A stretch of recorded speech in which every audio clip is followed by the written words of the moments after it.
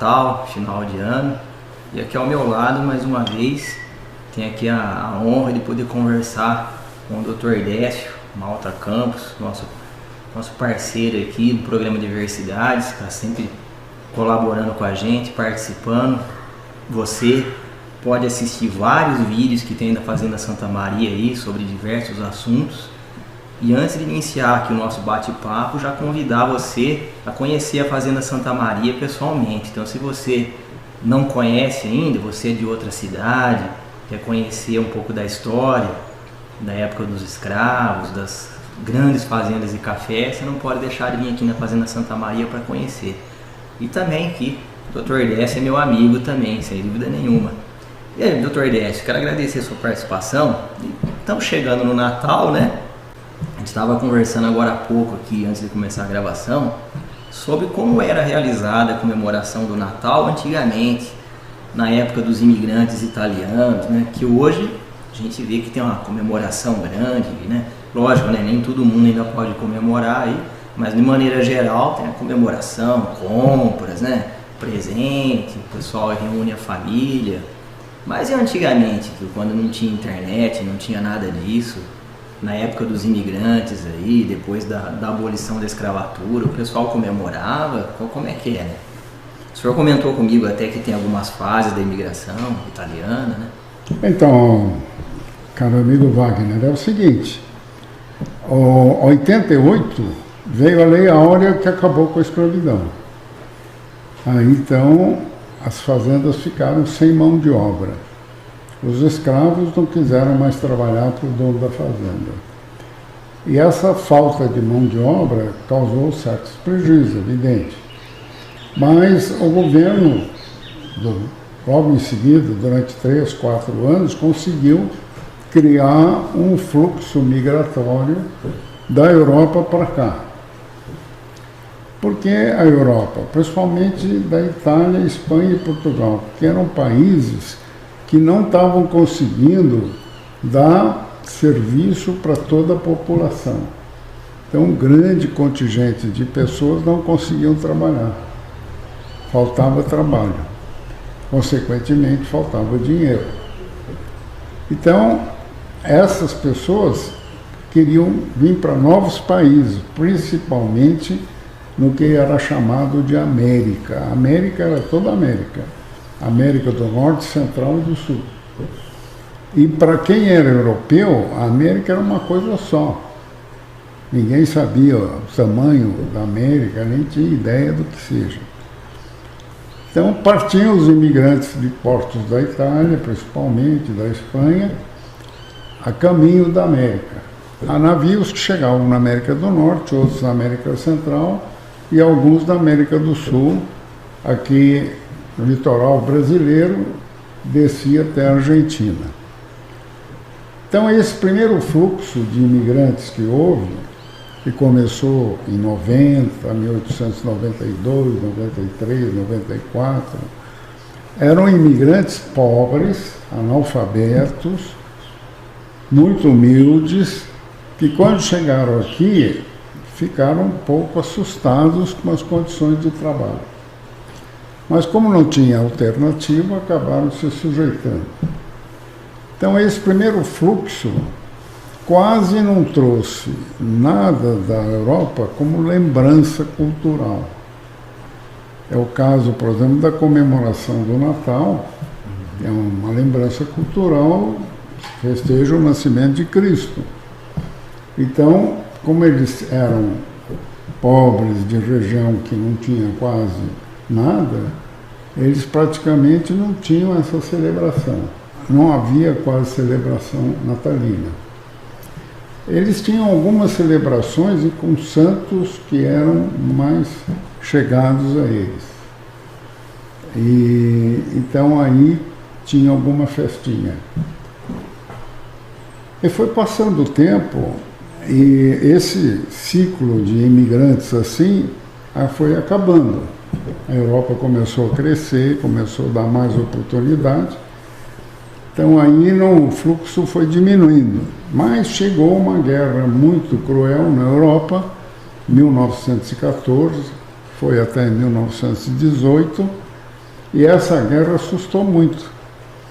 Então, houve um fluxo de imigrantes que saíram da Europa para não precisarem combater na guerra. Esse pessoal que chegou, então, a partir de 13, 14, era já um imigrante um pouco mais escolarizado, um pouco mais alfabetizado, que tinha um nível já um pouco maior. Esses começaram, então, a seguir o que já na Europa fazia como tradição, que era a comemoração do nascimento do Cristo. Como é inverno, isso tinha que ser feito a portas fechadas. Então, comemoração mais normal é uma mesa com comida, que era para poder acolher aqueles familiares que estavam chegando para celebrar o Natal. E aí, então, como no inverno praticamente as árvores europeias perdem as folhas, ficam muito feias, se colocou uma árvore verde com enfeites para simbolizar a vida. A árvore é um símbolo de vida. Então criou-se a árvore de Natal. E o presente era uma forma de, na época, se davam presentes ao Cristo, os pastores deram presente, os reis magos deram presente, enfim, o modo de dar o presente era uma forma de agradecer a vinda daquele que era o Salvador. E esse simbolismo continuou, então as pessoas que a família gosta recebem presentes.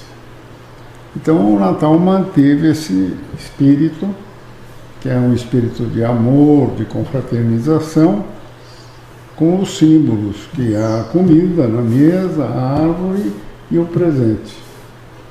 E os imigrantes então se tornaram assim. Aqui nessa fazenda, ela sempre teve escravo, porque ela começou em 1850, durante 38 anos ela usou escravos. Quando terminou, os escravos daqui foram embora. Então ela precisou receber imigrantes. Os primeiros que chegaram eram imigrantes daquele tipo mais simples. A partir de 1912, 13, 14, 15, aí começou a chegar um imigrante melhor. E esses imigrantes que tinham mais capacidade acabaram se tornando pessoas de responsabilidade social no nosso contexto aqui. Por exemplo, nós temos famílias que vieram aqui nessa época, e o chamado Gregório Donato, que ele era carroceiro, a família dele gerou o Peregrino Donato, um senhor que com a mulher Luísa fundou uma cadeia de venda de eletrodomésticos muito forte. Aqui também houve a geração de outras famílias, como os Mahara, que hoje são professores universitários, têm indústria em São Carlos, como os Briganti, que são comerciantes, professores universitários, médicos, e outras famílias com outros nomes que também aqui tiveram, que cresceram aqui e deram riqueza ao Brasil. Então, a gente percebe nitidamente, então, que houve nessa evolução dois tipos de imigrantes que geraram coisas diferentes, né?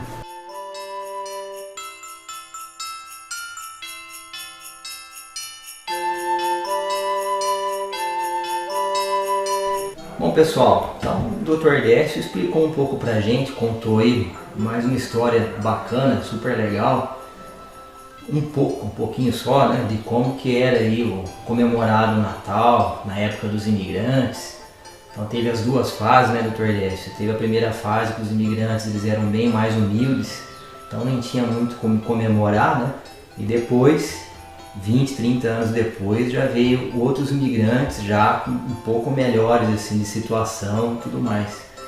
E o Dr. Décio, o senhor comentou comigo também, até pra gente ir fechando esse vídeo, que a comemoração, inclusive na sua infância, eu gostaria de saber como é que era na sua infância, como é que o senhor comemorava aí com a sua família, né?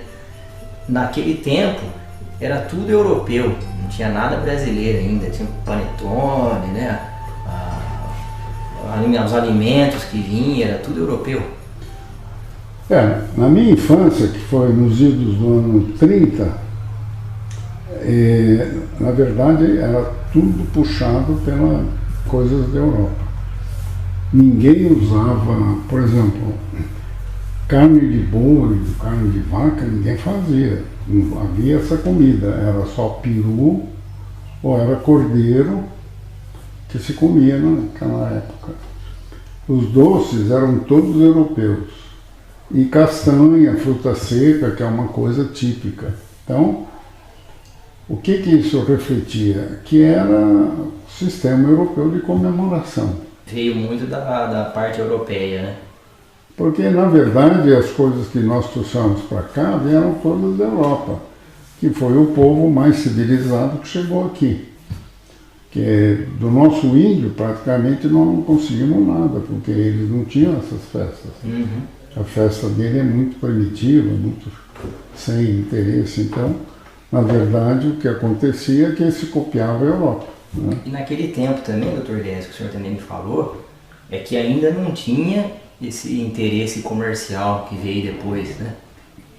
Era só comemoração mais religiosa. Como a venda de brinquedo era muito forte na Europa, os adultos geralmente ganhavam agasalho, né? Tecido para roupa, etc. E as crianças eram brinquedos. Era uma forma de dar trabalho para as donas fazerem os vestidos, trabalhar os tecidos durante o inverno e a criança brincar em casa. Bom, quero agradecer a sua participação. E é o seguinte, se você de repente aí estranhou o cenário, é que agora é final de ano, né? Estamos aí já quase no Natal, o doutor Décio recebeu umas visitas aí de uns parentes, né? Aí a gente veio para cá para poder continuar a gravação. Mas antes de terminar, deixa eu matar minha curiosidade. Na sua infância, doutor Décio, o senhor lembra de algum presente que o senhor queria muito e ganhou? Do seu avô, do seu pai? Não, a minha infância era o seguinte, meu avô era um homem de posses, ele tinha dinheiro. Então meu avô sempre presenteava e sempre fazia uma festa, uma grande ceia de Natal, com tudo da Europa, ele fazia questão.